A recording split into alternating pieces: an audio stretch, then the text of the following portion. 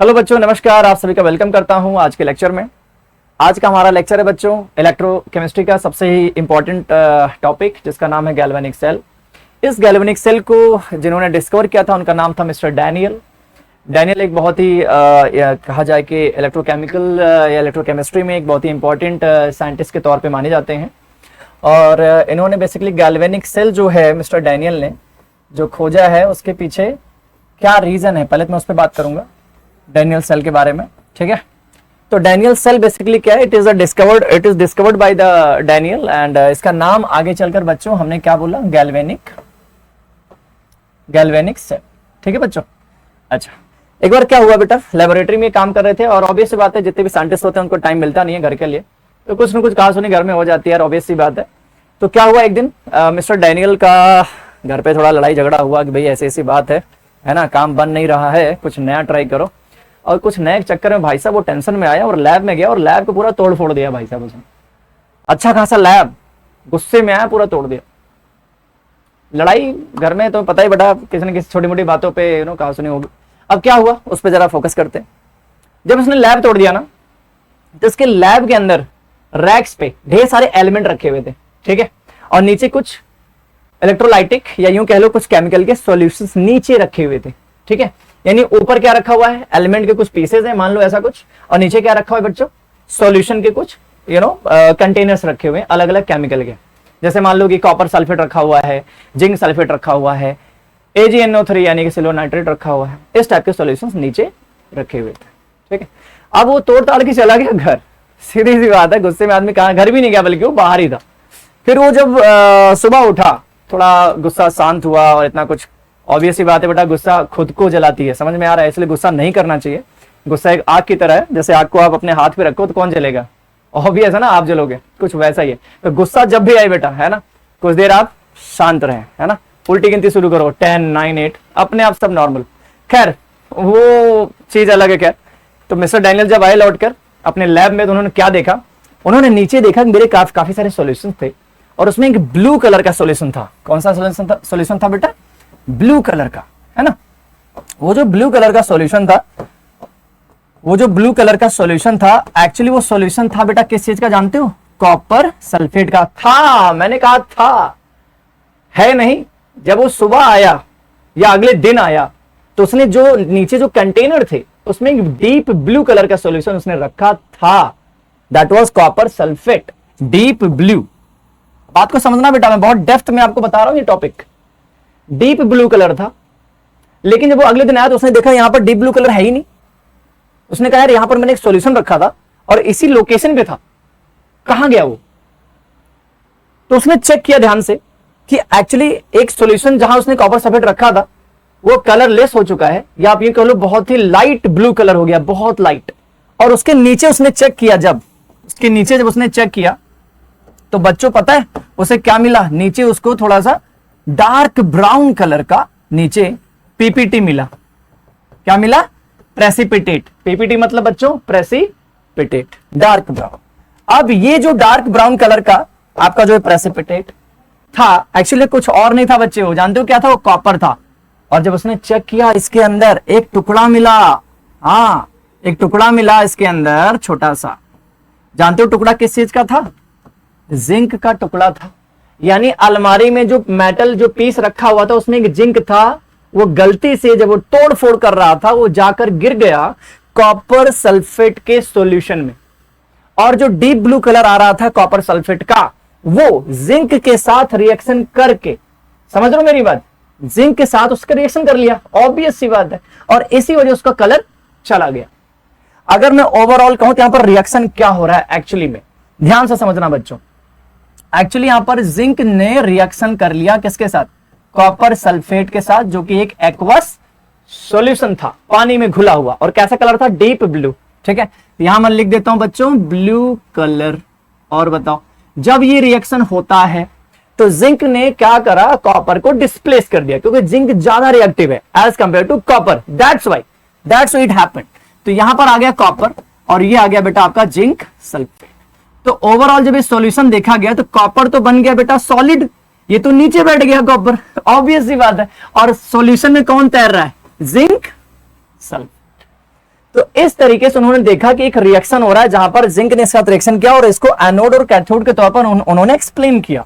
अब यानी कि यहां पर अगर मैं लिखूं एट एनोड, एनोड पे आपको पता है बच्चों क्या होता है, ऑक्सीडेशन होता है और इसको बोलते हैं लॉस ऑफ इलेक्ट्रॉन। इतना मैं मानकर चल रहा हूं बच्चों, ये बहुत बेसिक जानकारी है, शायद आपको पता हो, नहीं पता मैंने आपको बता दिया है कि एट एनोड ऑक्सीडेशन होता है और लॉस ऑफ इलेक्ट्रॉन होता है। तो देखो बच्चों यहां पर क्या हुआ, जिंक किसमें गया, Zn2+ और क्या दिया, 2 इलेक्ट्रॉन रिलीज कर दिया। अब क्या हो रहा है आगे देखो, एट कैथोड, बच्चों जो कैथोड नाम का या कैथोड जो होता है बेसिकली उसको हम क्या बोलते हैं, रिडक्शन हो रहा है। क्या हो रहा है, रिडक्शन हो रहा है और वहां पर क्या होता है बच्चों पता है, गेन ऑफ इलेक्ट्रॉन।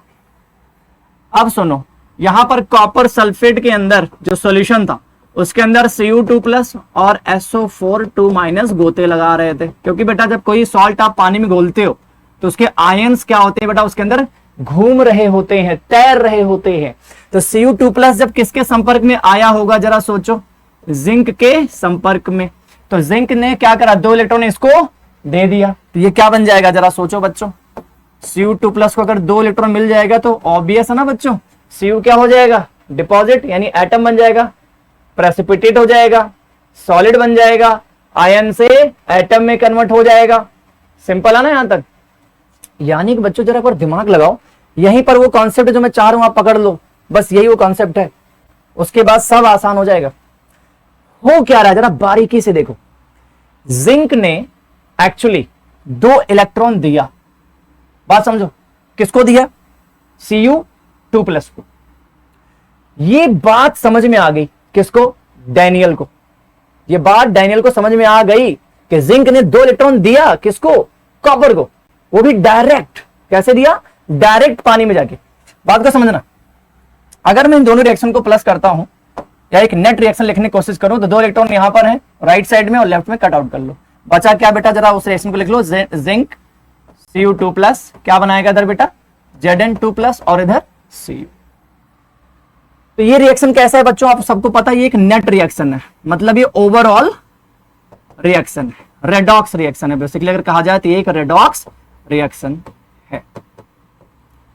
उन्होंने वो समझ गए थे इलेक्ट्रॉन यहां डायरेक्ट जा रहा है कॉपर के पास, एक काम करते हैं, कुछ ऐसा तरकीब लगाते हैं, कुछ ऐसा दिमाग लगाते हैं कि ये जो इलेक्ट्रॉन डायरेक्ट जा रहा है कॉपर के पास वो धीरे धीरे जाए, यानी कि वायर के थ्रू जाए, डायरेक्ट ना जाए, वायर के थ्रू जाए। यानी मैं कह रहा हूं ये जिंक है मान लो, ठीक है, और इधर मान लो आप कोई भी चीज आप सपोज कर लो, सपोज ये आपका जिंक है ना, और एक समथिंग समथिंग, चलो कोई नहीं ऐसे मान लेते हैं, ठीक है, ये जिंक मान लो और ये कॉपर मान लो। अब जिंक इलेक्ट्रॉन दे रहा है किसको, कॉपर को, ठीक है। अब यहां पर अगर मैं एक वायर कनेक्ट कर दूं, जिंक से एक वायर कनेक्ट कर दूं किसको, कॉपर को, तो वायर से इलेक्ट्रॉन होकर जाएगा किसके पास, सोचो सोचो सोचो, कॉपर के पास ना। अगर उसी वायर में बल्ब लगा दूं इलेक्ट्रॉन के फ्लो के दौरान, तो बल्ब क्या करेगा बच्चे बताओ, इलेक्ट्रॉन उसके अंदर से जब फ्लो करेगा बल्ब के अंदर से, तो बल्ब क्या करेगा, ग्लो करेगा, यानी करंट डेवलप हो रहा है कि नहीं हो रहा है, बात समझ में आ रहा है। यानी ये था डायरेक्ट, अगर मैं इनडायरेक्ट कर दूं तो यार मेरा तो काम बन जाएगा, यहां पर रिएक्शन का रिएक्शन, करंट का करंट, रिएक्शन भी हो रहा है, करंट भी मिल रहा है। और बताओ, तो चलो एक काम करते हैं बेटा, इनका मैं इनडायरेक्ट मेथड बताता हूं, इनडायरेक्टली क्या किया। इन्होंने एक्चुअली में 2 कंटेनर ले लिया, बहुत सिंपल वे में बता रहा हूं, इन्होंने 2 कंटेनर ले लिया, एक कंटेनर में इन्होंने जिंक लगा दिया और एक कंटेनर में कॉपर के इलेक्ट्रोड, और यहां पर उन्होंने करंट कर दिया बल्ब, मान लो ऐसा कुछ, ठीक है। अब ये मान लो आपका हो गया जिंक और ये आपका हो गया बेटा कॉपर।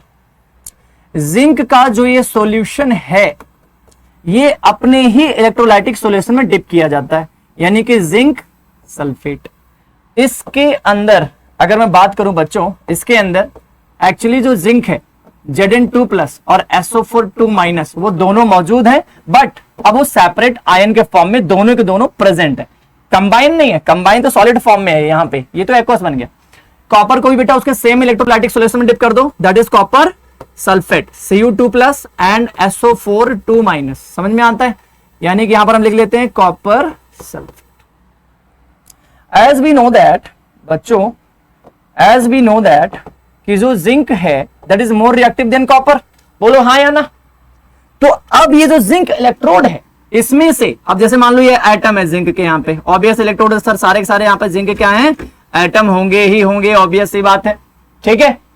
अब यहां से एक जिंक आयन बना, अब समझना मेरी बात, यहीं से कहानी स्टार्ट हो गया है। यहां मैं लिखूंगा एट एनोड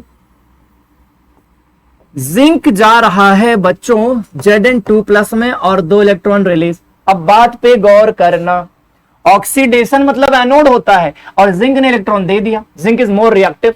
अब जो ज्यादा रिएक्टिव इलेक्ट्रॉन पहले देगा, तो जो इलेक्ट्रॉन पहले दे देगा बच्चों वो बन जाएगा आपका एनोड, क्योंकि एनोड पे ऑब्वियस सी बात है, मैंने अभी क्या बताया, ऑक्सीडेशन या लॉस ऑफ इलेक्ट्रॉन, एक ही बात है। अब समझना आगे कहानी बच्चों, यहां पे Zn2+ यहां आ गया है सॉल्यूशन के अंदर और इसने 2 इलेक्ट्रॉन रिलीज कर दिया है, कहां पे जानते हो, रॉड के ऊपर। ये देखो 2 इलेक्ट्रॉन इसने रॉड पे ड्रॉप किया और वो इलेक्ट्रॉन यहां से होते हुए अब कहां जाएंगे, सोचो, कॉपर के पास। बात को पकड़ना जो मैं समझाना चाह रहा हूं बच्चों, ऑक्सीडेशन जिंक पे हो रहा है तो जिंक क्या है, एनोड है, एनोड पे ऑक्सीडेशन हो रहा है। और ध्यान से देखो इलेक्ट्रॉन किस पे आ रहा है, एनोड पे, तो इस पे क्या चार्ज आएगा, एनोड पे निगेटिव। सारी बातें एकदम क्लियर कट हैं। पहली बात तो ये क्या है आपका, एनोड है। एनोड क्या होता है बेटा, जिसपे ऑक्सीडेशन होता है, और हाँ इस पे चार्ज आप खुद बताओगे, मेरे को बताने की जरूरत नहीं है। Zn2+ यहां गया है 2 इलेक्ट्रॉन। अब ये इलेक्ट्रॉन कहां फ्लो कर रहा है बच्चों, जिंक से होते हुए कहां जा रहा है, बल्ब से होते हुए। बल्ब ग्लो करेगा कि नहीं, ऑब्वियस सी बात है सर, करेगा ही करेगा, क्योंकि इलेक्ट्रॉन वहां से जा रहा है, इलेक्ट्रॉन वहां से फ्लो कर रहा है।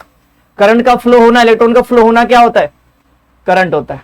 Flow of charge that is electric current, that's it. अब समझना बच्चों ध्यान से, ये इलेक्ट्रॉन यहां पहुंच चुका है कॉपर के पास। अब कॉपर के अगर इस सॉल्यूशन में देखा जाए, इस सॉल्यूशन में अगर देखा जाए तो आप देखोगे बहुत ध्यान से कि Cu2+ यहां पे पड़ा हुआ है, किसमें, सॉल्यूशन में। वो Cu2+ एक्चुअली में इस 2 इलेक्ट्रॉन को देखकर उस 2 इलेक्ट्रॉन को लेने की कोशिश करेगा, कहां पर, इलेक्ट्रोड के ऊपर। तो ये Cu2+ चला गया इलेक्ट्रॉन को लेने के लिए। हमारा मेन पर्पस जो था वो हो चुका है, इलेक्ट्रॉन रिलीज हो गया, कहां से, यहां से, जिंक से, कहां गया, कॉपर की तरफ, और कॉपर अब इलेक्ट्रॉन लेगा। बेसिकली यहां से यहां तक करंट तो फ्लो कर गया ना, हमारा तो काम बन गया ना यार, रिएक्शन भी करा लिया, इलेक्ट्रॉन भी फ्लो हो गया और हमारा बल्ब भी जल गया, यानी इलेक्ट्रिसिटी जनरेट हो चुकी है। यही है गैल्वेनिक सेल बच्चों। एक्चुअली ये जो सेल है 2 हाफ सेल से मिलकर बना है, वो मैं करूंगा बाद में बात। पहले फटाफट एक काम करते हैं, यहां लिखेंगे एट कैथोड, ठीक है। एट कैथोड क्या लिखोगे बच्चों, Cu2+, 2 इलेक्ट्रॉन, ये बन जाएगा आपका Cu। बोलो यहां तक समझ में आता है, डन है, क्लियर है यहां तक, है ना। तो ओवरऑल रिएक्शन वही है बच्चों, बट इस बार इनडायरेक्ट, बात पे गौर करना, इनडायरेक्ट रेडॉक्स रिएक्शन है ये।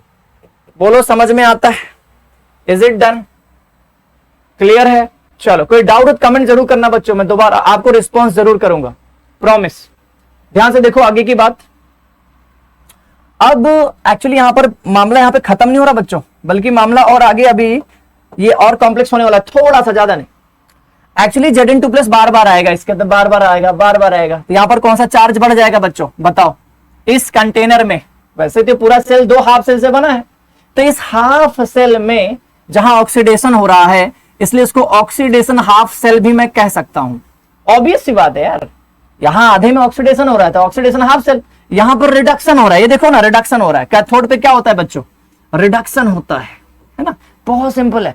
अब ये इलेक्ट्रॉन यहां पे लिया, इसका रिडक्शन हो गया, क्योंकि गेन ऑफ इलेक्ट्रॉन रिडक्शन होता है, तो मैं इसको क्या बोलूंगा, रिडक्शन हाफ सेल, RHC। तो बच्चों वक्त के साथ साथ यहां पॉजिटिव चार्ज बढ़ जाएगा और यहां पर ऑब्वियस है Cu2+ बार बार डिपॉजिट होगा, यहां Zn2+ बार बार आएगा, प्लस चार्ज बढ़ाएगा, ये डिपॉजिट होगा तो SO4 की डेंसिटी बढ़ जाएगी, यानी सोल्यूशन नेगेटिव चार्ज का जो डेंसिटी वो बढ़ता चला जाएगा। एक टाइम आएगा कि यहां पॉजिटिव चार्ज बहुत बढ़ जाएगा और यहां नेगेटिव चार्ज बहुत बढ़ जाएगा, और इस दौरान जो इलेक्ट्रॉन का जो फ्लो था वो रुक जाएगा, क्योंकि यहां पर इलेक्ट्रोड पे पोटेंशियल डेवलप हो जाएगा। पोटेंशियल डिफरेंस क्या होता है, जब अपोजिट चार्ज सेपरेटेड होते हैं, तो यहां पर जब ज्यादा पॉजिटिव हो जाएगा और यहां पर इलेक्ट्रॉन जब रिलीज होगा, तो इलेक्ट्रॉन ऑब्वियस सी बात है ज्यादा पॉजिटिव चार्ज होने की वजह से फ्लो नहीं कर पाएगा, ऑब्वियस सी बात है, क्योंकि यहां पर इलेक्ट्रोड पोटेंशियल डिफरेंस क्रिएट हो जाएगा। यानी कि सेल को अगर काम करना है तो न्यूट्रल में बना के रखना पड़ेगा। इसी बात को साइंटिस्टों ने गौर किया, या मिस्टर डैनियल ने इस बात को गौर किया कि सेल ज्यादा देर काम नहीं कर रहा है, कुछ देर बाद उसके अंदर इस प्रकार की हरकतें हो रही हैं। पॉजिटिव चार्ज यहां बढ़ रहा है, नेगेटिव चार्ज यहां बढ़ रहा है, और अगर न्यूट्रल नहीं किया तो सेल काम करना बंद कर देगा। ये न्यूट्रल करना ही पड़ेगा, ऑब्वियस सी बात है। तो न्यूट्रल कैसे करें बच्चों? उसके लिए उन्होंने एक चीज इस्तेमाल किया, that is called salt bridge. क्या बच्चों? Salt bridge. ये देख लो सॉल्ट ब्रिज। मैंने इन्वर्टेड ग्लास यू ट्यूब होता है बेटा, ये इन्वर्टेड ग्लास ट्यूब होता है यू शेप का, और इसके अंदर वो एक जेली टाइप का अगर क्या चीज है? ये एक बायोलॉजिकल सब्सटेंस है जो कि एक जेल होता है, ठीक है बच्चों। और इसके अंदर उन्होंने एक सॉल्ट ऐड किया, दैट इज KCl। और ये KCl इनर्ट इलेक्ट्रोलाइट के अंतर्गत आता है। इनर्ट इलेक्ट्रोलाइट क्या होता है? जिसके अंदर एनायन और कैटायन दोनों की जो माइग्रेशन स्पीड है वो बराबर होती है, इसलिए यूज कर रहा हूं मैं यहाँ पे NaCl यूज नहीं होता, बात याद रखना। यहां पर NaCl, LiCl ये सारी चीजें यूज नहीं होती हैं, खराब हो जाएगा काम। क्यों? इसका रीजन है, जैसे ही यहां पर Zn2+, बात पे गौर करना बच्चों, यहां पे गलती आप कर सकते हो। जैसे ही Zn2+ यहां पर रिलीज होता है सॉल्यूशन के अंदर, तुरंत इसको नलीफाई करने के लिए 2 Cl- यहां से कहां जाएंगे? सॉल्यूशन के अंदर। हो गया न्यूट्रल। उसी दौरान जैसे ही, क्योंकि बेटा बहुत रैंडमली होता है, बहुत तेजी से, बहुत ही फास्ट होता है, तो इलेक्ट्रॉन जैसे ही यहां पर आएगा Cu2+ जाएगा, SO4 यहां पर आप देख रहे हैं SO4 यहां पे पहले से ही जो है यहां पे बना हुआ है, एक्स्ट्रा बना हुआ है। क्या होगा यहां पर? हम तुरंत इसके अंदर K+ क्या करेंगे? सॉल्ट ब्रिज से आउट करा देंगे, ठीक है। आउट क्या करा देंगे? अपने आप ही हो जाता है बेटा, हमें कुछ करने की जरूरत नहीं है, और ये सेल फिर से काम करना शुरू कर देता है। तो this is called galvanic cell. I think आप लोगों को समझ में आया होगा, बहुत आसान है, बहुत इजी है। एनोड आपको मैंने समझा दिया है बच्चों। कैथोड एक बार देख लो, कैथोड क्या होता है। कैथोड के बारे में कहूंगा, कैथोड पे बेसिकली बेटा क्या होता है? पॉजिटिव चार्ज डिपॉजिट हो रहा है, तो इसका मतलब इसके ऊपर क्या चार्ज है? ऑब्वियस सी बात है, कैथोड पे है ना, एक तो रिडक्शन होता है, आपको ये पता लगा, और इस पे चार्ज क्या होता है? पॉजिटिव।